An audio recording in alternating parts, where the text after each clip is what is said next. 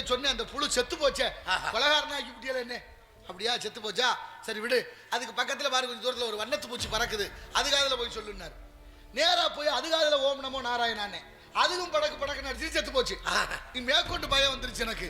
ஆகா, என்ன நம்ம தாத்தா நம்மளை ரொம்ப சோதிக்கிறாரு. திரும்ப வந்து சொன்னேன், தாத்தா இந்த மாதிரி சொன்னீங்க, அதை போய் சொன்னேன், அதுவும் செத்து போச்சு. அப்படியா, ஒன்றும் கவலைப்படாத. அதுக்கு பக்கத்துல பாரு ஒரு மான் கன்றுக்குட்டி ஈணுகிறது, அந்த கன்றுக்குட்டி காதுல போய் சொல்லுனார்.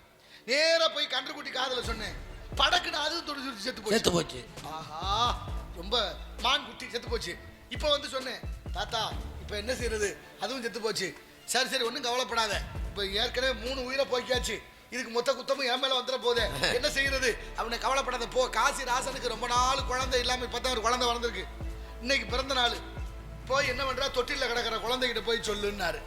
ஏயா, இது வரைக்கும் மானு பூச்சிகளை கொன்னேன், இது வரைக்கும் விட்டுட்டா, இனி போய் மனுஷனுக்கு நீ எப்படியா நீ ஒரு முடிவோட வந்துருப்பியா விடுவாங்களா அப்படின்னு கேட்டேன். இல்ல நீ எப்படியா போய் சொல்லுங்க. நேரா அங்க போனேன், எனக்கு ஏற்கனவே ஒரு பயம். உள்ள போறேன், தொட்டில குழந்தை கிடக்கு. போன உடனே எல்லா உயிர்களும் பேசாம வந்த மாதிரி இல்ல, குழந்தை என்னைய பார்த்து நாரதரே வாங்கன்னு.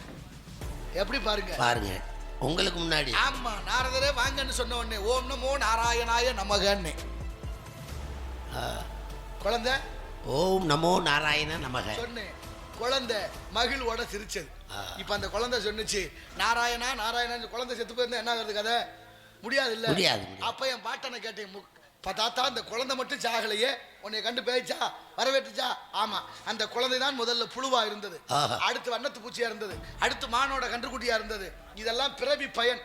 ஓன் சொன்ன அந்த மந்திரத்தை கேட்டு அந்த பிறவிலிருந்து விடுபட்டு அடுத்த பிறவி அடுத்த பிறவி அடுத்த பிறவி உயர்ந்த ராஜ பதவி கிடைச்சிருக்கு. எதனால? ஓம் நமோ நாராயண சொன்னதுனால.